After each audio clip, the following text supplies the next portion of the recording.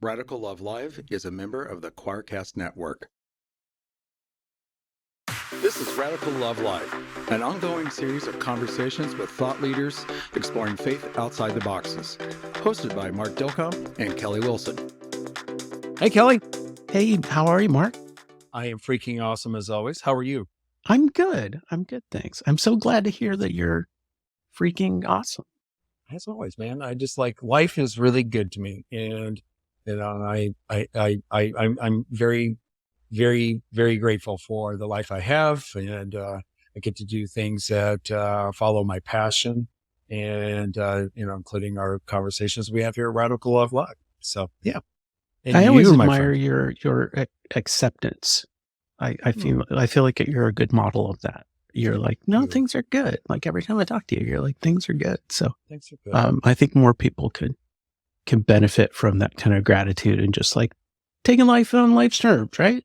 Yeah, that's exactly what it is, right? Take life on its terms, right? Accept it for what it is, and just find the joy in it all, right? Even I have my moments, but in general, I have a pretty joyful life. Pretty good way to live. Speaking of joy, I think we have a very joyful person in our podcast studio with us today. We do. This is our incomparable, irreverent Dina Nina Martinez-Rutherford. Yes, not reverend, but irreverent. Very irreverent. And this is, yes, you are very irreverent. And this is lucky for us because we said, as we ended one episode in conversation with Dina Nina, gosh, we'd love to have you back. And voila, it happened. And so here you are. Ooh. Ask and it shall be given. Indeed. Welcome back to Dina Nina. Thank you. Thanks.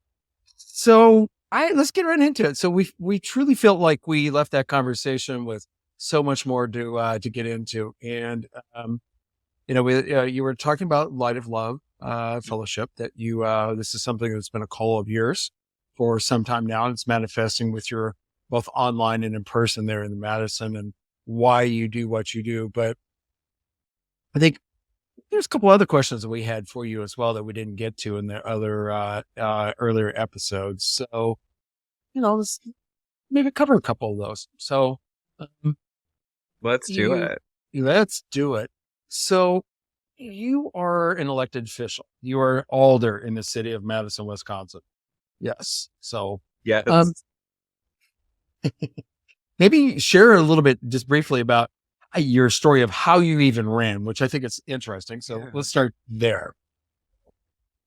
Yeah. So as a trans person, like that's, part of my journey has been to advocate and to be a beacon of diversity, but also like showing a different a depiction of who we are. Like what we see on the media is not the fullness of how trans people show up in the world and who we are and how we live our lives. And so part of that, especially early on when, I'm a stand-up comedian too. So when I kind of started stand-up, I needed to hold that space and talk about the truth and realness of how we show up and who we are.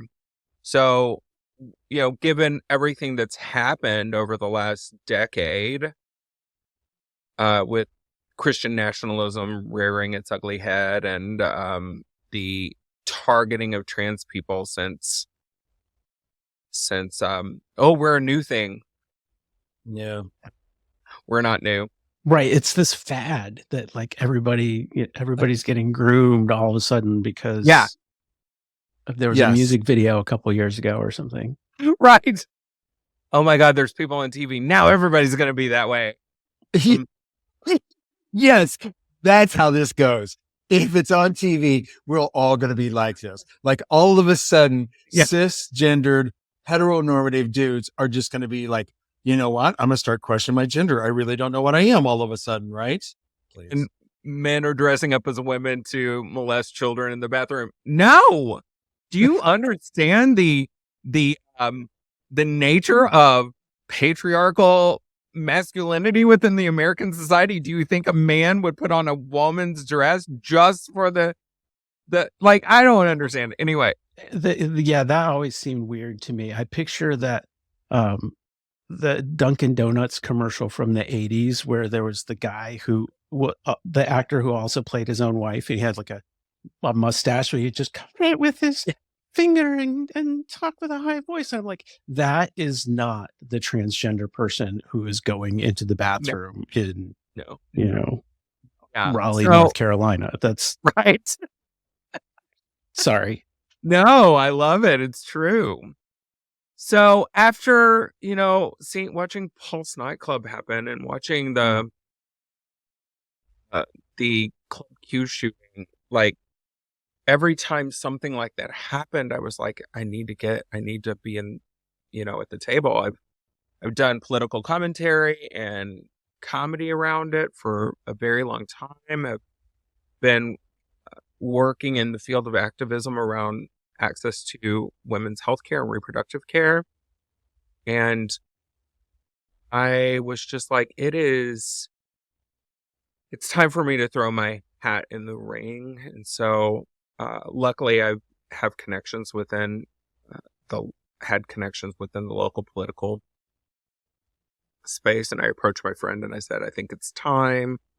I approached one of my friends who is an assembly member here. And I was like, I think I want to do it. And she's like, I'm here for you. And if you don't, I'll ask you multiple times, because women need to be asked multiple times before they commit to doing it. And I was like, it's time now. So I threw my hat in the ring. I announced it. I ran. I came out at every door in Madison, in my district that I went to. And did you really? You knocked on everybody's door? Not everybody's, but that's what we do. I had targeted a group of people that were engaged voters and generally tended to be on the progressive / Democratic side. And, luckily my district is very Democratic. So I felt I was nervous, but I also started to feel a lot more safe on the campaign trail. And, I was at the door, like, we need representation. Nobody's been represented that's trans. Nope. Very few people that are under-resourced financially are able to be in seats of power, and so there I was on the campaign trail with the audacity to show up and knock doors. And as somebody who's lost almost every pageant that I've competed in, and I don't expect to win. But surely you won all the miscongenialities. You have to. I don't. In your I don't performance, I tried to, like, my entire campaign, I tried to be very, like, I didn't want to be nasty. The guy who, my opponent was somebody who had been, committed to the community for years, if not decades, who have, political, had background in some political nature, understood the nature of local government in a way that I didn't, and I'm still learning. But I think I'm a awkward trans lady who really just wants to try to do good in the world. And I showed up at the doors and I talked to people, and that's how I won, and it's not easy. I don't always understand everything, but all I know is I want to do good for the people who are most vulnerable within our community, the poor, the marginalized, the disenfranchised. And I try to show up with that all the time. And I am weird and awkward, and I tell weird jokes during council, and sometimes I cry because I'm so compassionate and passionate about the work, and sometimes I get burnout, and sometimes I get angry, and sometimes, I just try to show up as human and as somebody who cares for people that don't get heard often. I hope that I'm able to do that. I know that I've been able to advocate for the trans and queer community, and I'm grateful for the opportunity every day. This might be a awkward question, but I'm curious. When we think about the Midwest, we think of it as being kind of conservative, straight laced, more traditional. How are you received by the community? So when I moved here, I plunged in. Like I was like, I'm a comedian, I'm gonna show up, and I did. So Hmm. um our Wisconsin is split 50-50. Madison is a progressive bubble, like Austin is in Texas, Okay. it's it's a space where when you when you're queer in the small town and get, banished, and essentially you come here. You you know, you flock to spaces. The history of Wisconsin and progressive causes, unions, like the state has been was one of the driving forces behind creating unions and organizing, and the state has had one of the first, I think the first lesbian woman who was ever elected was here. Like we tend to be, as a state, uh vibe with progressive causes. The gerrymandering has, and the fact that we are when you look at the population and how it's split along party lines, which is so dualistic way of thinking about politics or anything.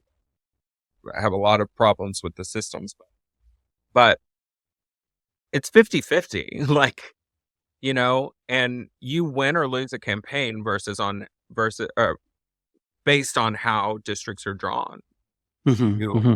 you lose or win majority within the state house based on that. So, I think our more conservative legislature has done a lot of harm to the people. Um, and I think the human beings within our state that tend to vote for more conservative causes have been gaslit into believing that they're voting for their best interest and not. And when you look at the people that are doing the work of the people, it tends to be a lot more progressive, and our cities are in a chokehold by the conservative agenda that just wants to increase power to the corporations and the most wealthy in our state, and the poor people are struggling. Like, it's hard. Hmm. So we have a lot of people who are on the ground trying to fight. We also have systems that favor inequality over equality.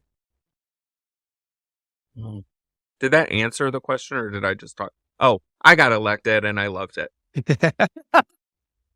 Well, so, and here you are as an elected official, and you shared the entire basis, which is important in the context of that. So there's a lot of intersectionality that you just covered in there, and the different folks that you work with that are your constituents and not your constituents, because you're still there to as part of the community of the council, looking out for the well-being of the entire populace of your city. So there's a lot that goes to that. And so my question then is, in that kind of role, being both as a person who is trans and also a person of faith, how does that help you navigate your constituency and those issues, and how does that influence what is important to you? I'm like really curious about that, especially because your faith is important, and yet now we're talking about an elected official. So how do those two mash up? Well, I think my faith is not narrow, but it is driven by a sense of morality that I find hard to circumvent. I believe the work of the kingdom of God, if you want to call it that, is when we talk about, like, from a Christian standpoint, The work is the work that Jesus did, feeding the sick, housing those who need shelter. It is healing those who need healing. Like, it is interacting and loving the most disfranchised and valuing them while also trying to put in place the most privileged in our society and trying to help them understand how our responsibility as a society is to take care of everyone. Mm-hmm. And when you're favoring privilege, then all of the people who can't stand up, can't have to go to work every day, come home, feed their family, and then leave to go to their second job, and then come home, sleep for a couple hours, and then go back out, who don't have the money to have a vehicle to get them where they need to be, who don't have shelter. Those people, we need to talk about that and care about them. And when your neighbor who doesn't have the ability to go out and cut the lawn, you chip in. When your neighbor has a tree fall on their deck, Mm-hmm. you show up with a chainsaw in hand. So speaking of which, I'm gonna hijack you for a second because you posted that in your newsletter for Light of Love Fellowship just this week. You're speaking from personal experience with that, aren't Yes. you? Yeah. Yes, I am. So tell us the story about this, and because it's a great little story. So go for it. Sure. So Monday night, we've been having a lot of storms, like a lot of big, like windy, rainy storms this year. And we have a tree. In the newsletter, I described it as, and I feel this way, the tree has shared generously and, selflessly shared its shade with people through hundreds, tens, if not hundreds of years. I don't know trees, so it could be like, 150. It has been the home to squirrels and raccoons that I see all the time. Like, it's this massive ancient tree, and one of its branches has looked very tenuously held, and decided to release its branch up on our Branch, you are released. up on our deck. I release you with love onto this person's deck. Boom. And I was in bed and I was trying, my dog Gertie, my daughter, she gets scared. It's thundering, lightning, wind, everything. Mm-hmm. So I was holding her and I heard this big boom and I was like, oh, something must have just fell in the other room, which, like, things happen in a house, things fall. And I've kind of gotten used to that. And I think spirits are there and they push it over. But they're like, we love you, but also get this off this table, So I finally got to sleep after I was reading that book that you sent me, Mark. You were mentioned and briefly mentioned, called Queer Virtue. Yeah. And it talked about God intrudes upon us and the divine intrudes upon us. And I was like, oh my God, that's so true. Well, that tree fell merely feet from where I was sleeping. So when I woke up, I was like, wow, I don't own the home. My roommate, who is the homeowner, is in Southern California for a part of the year. So I was like, it was 6 a.m. for her time. So I was like, okay, I'll just text her and hopefully 5 a.m. I guess. I was like, I hope that if you'll call me when you wake. And one of my friends who leads music for us at Light of Love, generously out of the kindness of his heart and goodness of community, was like, we were messaging and I was like, well, a tree fell on my deck. And he was like, I just oiled my chainsaw this week. Do you want me to come over? And I was like, That's some kind of euphemism. I just oiled my chainsaw. this lovely short trans man was like, I got a chainsaw. Rah, rah, rah. And within 30 minutes, we were in the backyard, muddy and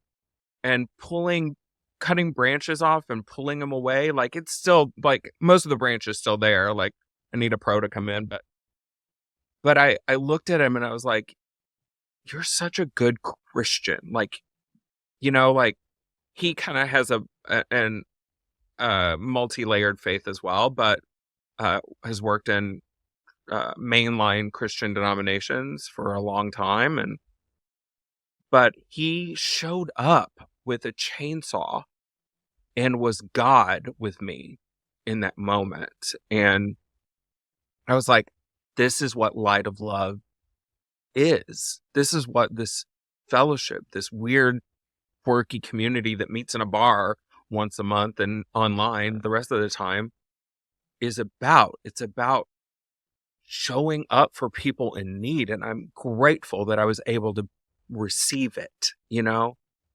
I like to do things on my own, and often I'm like, no, don't worry about it. I'll make sure we'll find somebody else. I'll get it. I'll get a pro, but he didn't let me do that and showed up. And I'm like, two trans people in their human forms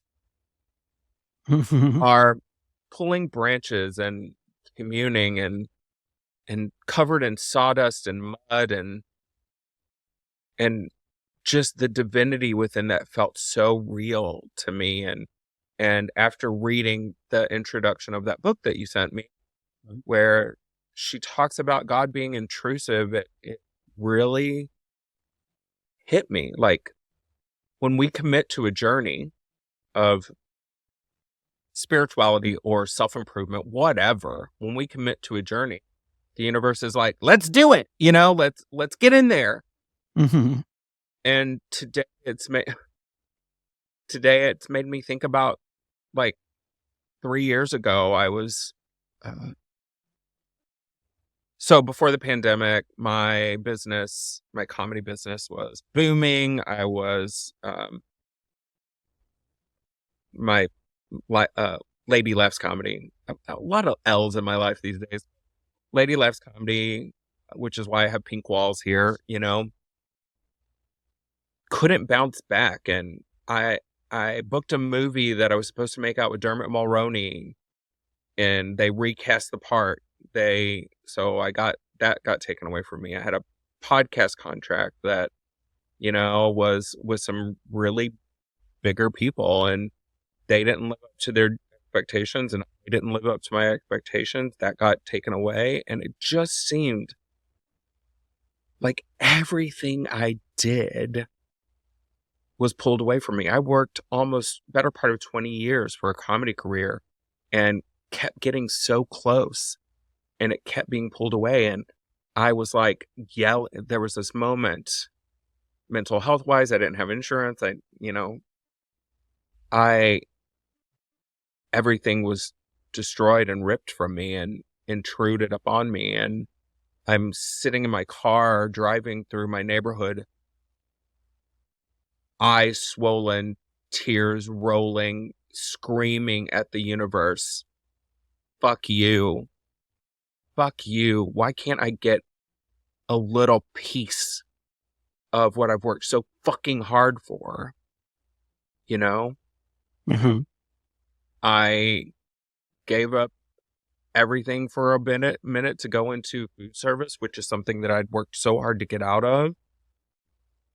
And it just felt like nothing was going to work. And now I don't even know what's going to work. It's, financially, it's been really hard, and serving a community while getting paid, pennies for an hour is hard. But this last few years has given me a hope to live and a will to experience whatever it has. But they're like, within that moment of bawling and screaming at the universe and anger, but whatever, I'm still committed, like, and, feeling like God just freaking take me out of this experience. I'm done. I'm tired. This has been a hard life, you know? Um, but I'm like, nevertheless, whatever your will is, like, and that pisses me off that I keep doing that. Yeah, But because also, you're playing. You have to deal with your life as what it is. They accept it for the reality, but would be, for some that have faith, it's easy for them to do spiritual bypassing and to say, oh, yeah, well, this is just what God wants of me. Well, like, well, no, really, do you know that? right. And I personally take a big issue and have a lot of umbrage about spiritual bypassing, because I think it's very unhealthy to use that to somehow soothe one's reality. No, it's okay to be really angry about the circumstance and Yeah. lean in on that. Yeah. And then like manifesting, I'm like, I visioned and wrote in my journal every day. I did everything that all these teachers were telling me. I wrote a whole curriculum on it, And I'm like, why? Why? I visioned out my life. I did everything that I was told to do. And I was just like, F manifesting. Like, I'm done. Whatever. That's bullshit, But even momentum, like one of my friends was talking about momentum, and I had a shift around momentum. Like, when you have momentum, it carries you through. Sometimes there's a damn wall, Yeah. Sometimes your momentum gets stopped, by a pandemic or, what, a tree, whatever, So I guess what I'm parsing through now, especially when it comes to manifestation, because I believe that we have an engagement with creation and the universe, but our expectations will never be met because that is not always the path that the universe is taking us up on. That is not always the path that is for our betterment. Yeah. I don't think had everything been given to me on a platter that I would have as much compassion or understanding for people. Even within the last few years, like, we don't always get what we want and it sucks, but my expectations of the outcome are not always the right thing for me. I was sitting with my best friend Greg the other day, Tuesday, the day that the tree fell, God intruded it, and I was like, we ask the universe and vision this, and we say, we want this. Yes. And a million other possibilities may unfold. What that looks like may not conform to how we want it to happen. Probably will not. Probably will look a lot different and be a lot more painful. But the outcomes, like I'm trying to learn. Wait, let me go back and rephrase that.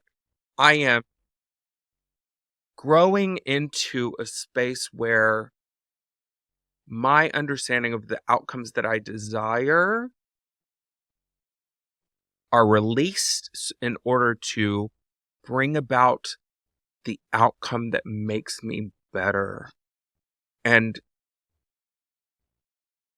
I don't know what it looks like because, it's not going to look like what I want it to look like. I'm not going to be a woo-woo Joel Osteen, Do I want a private jet? Yeah. Yes, I would love a private jet. Yeah, but do you really want a private jet? What would you Take do on a that private environment. jet? Yeah. Yes, I do really want a private jet. Will I buy it if I ever have that money? No. Because a private jet isn't going to make my soul better. Right? Yeah, don't It's tell not that gonna. to Joel and a few other folks that have private jets. Right. It's not Right. feeding the poor. people who don't have food. It's not sheltering. That private jet, nobody is able to live on that. And we have people, human beings that are divine and beautiful and amazing, that are forced to live outside in the richest country in the world while billionaires put cars into space. Like that, those billions of dollars, even $500 million, can impact real people's human experience. Absolutely. And yet they're choosing to sow into humanity that way. They're not meeting the needs of people. They're hoarding something that will not keep them warm at night, that will not go with them after this incarnation. Do you know what does last? The good we do. That carries you through to the other side. So I won't be a Joel Osteen, but I hope that I've talked this entire time. So sorry. I'm not sorry. That's why I'm here, right? Yes. Indeed. Don't be sorry. We want your insights. I hope that by me existing on this planet during this time, in this moment, for this reason, that somebody else's life is improved. Somebody else is able to learn a beautiful lesson through me just existing. That me existing on this planet inspires other people to do some of the work that I can't do. You know, I can't magically change the systems that favor the wealthy here in Madison or in this country. But what I can do is do my best to be God in physical form, to bring socks to people who haven't had socks on for years. Sorry, I'm crying. Sorry. I'm honored to have. But to be a real divine to be real God for somebody, like to sit in love and compassion for somebody whose entire spiritual and family of origin leaves them because they don't understand them. You know, that is worth so much more than a damn private jet, you know? That is why we incarnate, to experience compassion and love and mercy. That's what we need. And joy. Oh my God, the joy. Can you imagine if you never were able to experience joy and only had pain and suffering? Wow, man. The joy that even if it's fleeting for a moment, it makes this son of a bitch of an incarnation worth it, you know? Thank you.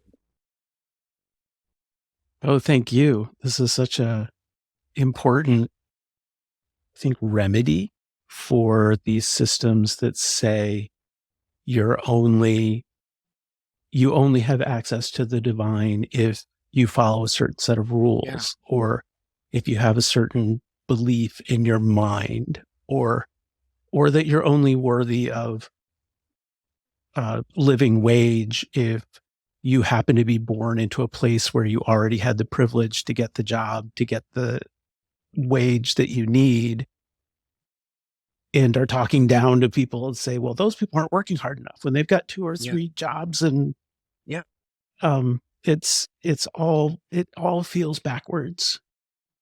Yeah, because it is. It is. It's all backwards. So how do we turn it back around? And look, my credit score, crappy. My financial journey has been dumb. I am not my credit score. I am not my financial journey. And this is not the way that we are intended to exist. Divinity, humanity is so much more important than having this office, than having these cute things, tchotchkes behind me. Like, we've been told for so long that your worth is the money, your bank account, your being on a jet, being on a deck, that financial blessing is a sign of God's approval. Bullshit. Yeah. Your financial blessings are a blessing. And your financial blessings are not for you. They are for those around you. And we have misplaced priorities as a species and have turned it upside down. And in my opinion, if you want to go into duality and talk about Jesus and Satan, our spiritual teachers for the, Christian teachers and spiritual teachers, a lot of paths, have sold their souls to the devil to receive financial blessings while allowing the people within their congregations to suffer needlessly under oppressive societies and oppressive organizations. And that is not godly at all. Amen. Wow. Jesus didn't say, go get your coin. Jesus said, feed the sick, love your neighbor, love your enemy. Don't create a structure that improves your status at the expense of other people. Like, that's not what Jesus said. What he said. Right. He Not said, what go he said at all. sell all your stuff Yeah. and feed the poor. And that wealthy young man that he was talking to at the time, this part of the story, I think, is very telling, then walked away very sadly. Right. Yeah. He walked away very sadly. Mhm. Because it challenged the way he lived his life. Thought like chicken It to is the cord. it is harder for a rich man to get through the eye of a needle than or a camel to go through the eye of a needle than for a rich man to get in heaven. Mhm. Because your riches are given here. Like, you have your riches in hand. What happens once you are not on this side? Where are your riches? Like, I hate this saying, but I've been storing my riches in heaven. And I don't understand. And honestly, I think even the wealthy people are like, oh, wow. I've Maybe I not should have heard that. maybe- I'm storing maybe my I- riches in heaven. Yeah. Okay. Oh, you haven't? Yeah. Oh, and you can Oh, my Yeah. Lord. No, I'm The thing- storing mine in the Cayman Islands. So. Yeah, right. But also, like, on the other side, we're all loved, Yes. regardless of Mhm. of the journey we've done, and we are embraced by the divine. And yeah. So I preached on this one really hard, but if there's anything I know, and I'm not better than anyone, like I'm crappy sometimes. Like I'm not better than anyone just because I've been given a greater understanding. My journey has put me through a lot of stuff to have to seek this out, Mhm. Also, I keep saying yes, even after cursing the divine and yelling at everything. But like, I just want to love people and do good. And hopefully, by existing, by just existing, challenge the understanding that people have of human value, worth, and their own value. Like, all of these wealthy people are worth more than the billions of dollars they have, right?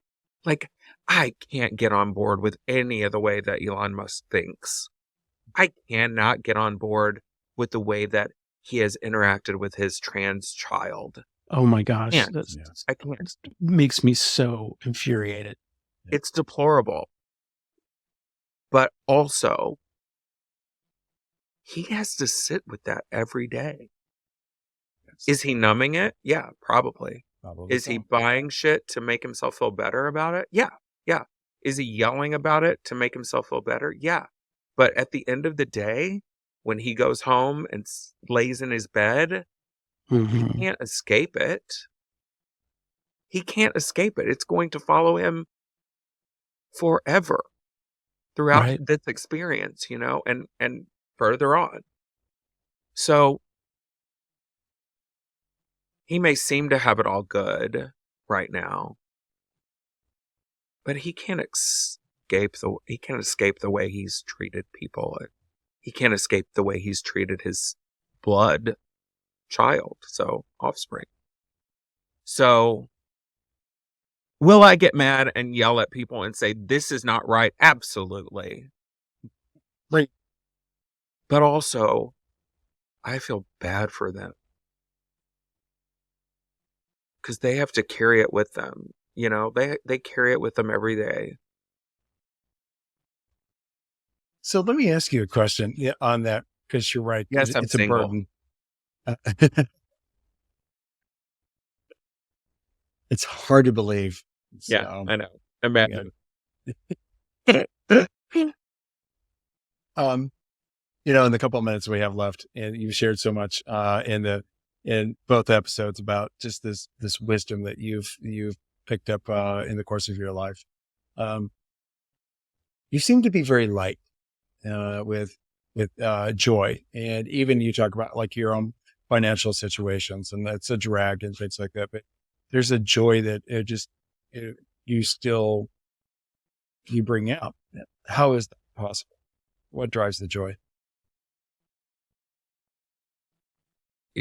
I mean, thank you.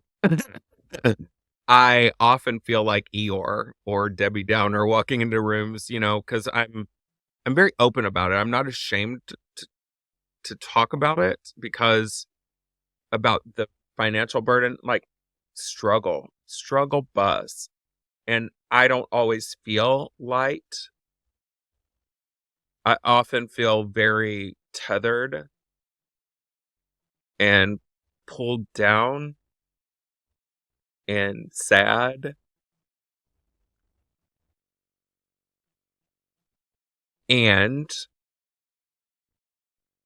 I get to experience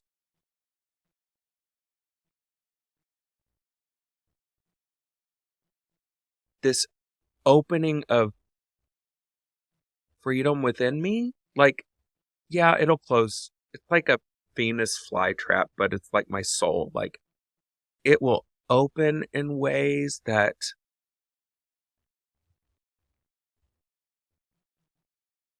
universal lightness and joy, like, overcome me and go through me. And then it will close, and I will be pulled to earth like Narcissus and gravity. It's not one experience. It's all of that. And the more I get to show up in joy, the better, you know, like, the more I get to be open in who I am, the better. But I'm not always loving light and joy. Like, I get really judgy. Like when people email me, there's a homeless person sleeping on the ground. Yeah. Give him food. Give him a blanket. Give him some water. You know, like, right? The druggies and pimps. And I was like, did he offer you drugs or to sleep with one of his employees? No. Like, he's sleeping. Like, I get angry about the injustice. I get furious about the injustice. I get overwhelmed with my inability to do enough. I get overwhelmed with the fact that capitalism is oppressive, that our patriarchal systems are crushing, that for months and months we have been under the impression that our politicians will crush us, that they don't care for us, that one person is right at the expense of everyone else, you know? Yeah. So my journey is profound sadness and deep, deep depression. My journey is oppressive and free. Like, it is all of those things. So I hope I get to show up as joyful as possible, and I would love to have more joyful moments in my experience, and I have work to do. I have a story to tell. I have people to love. I have humans to feed. I have children that need to just feel protected and safe, that sit around this state and this country being told every day from the pulpits, from their parents, from TV, from their politicians, that they are not worth anything. I have lies to correct. It's not all my responsibility. It's a joy, you know, it is a joy. And if one child, one person can feel like they've been seen and valued as a being, then I've done what I need to do. But until I am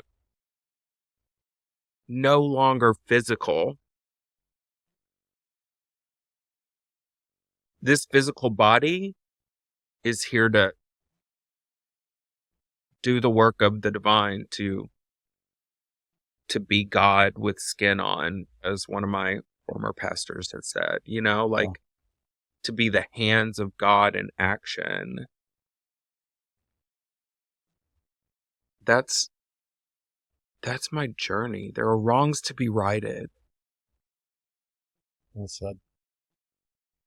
Dina, it's been amazing to have you on for this portion as well. So Part 3? Part 3, maybe. Yes, we got part 3 coming up. You opened a genie and I can talk all day. That's right. We'll make it the trilogy, the Dina Nina trilogy. Yes. Dun, dun, dun. Oh my God. Well, thank you so much for your time, Dina Nina. Yeah, thank for the you. honor. Thank you for the honor of being in your presence. Well, we've certainly appreciated it. And I hear, even if you don't feel it all the time, I feel hope in there that you're continuing to work, because there's at least some part of you that believes it's going to work. And I really admire that and am inspired by that. So thank you. Thanks for listening to this episode of Radical Love Live, hosted by Mark Dilcom and Kelly Wilson. Recorded at the Bravery Studios in Garfield, New Jersey. All rights reserved. Find our episodes on Spotify, Apple, and YouTube. And check us out at radicallovelive.com, along with our personal websites at markdilcom.com and kellywilson.com. This is Radical Love Live, where we explore faith outside the boxes.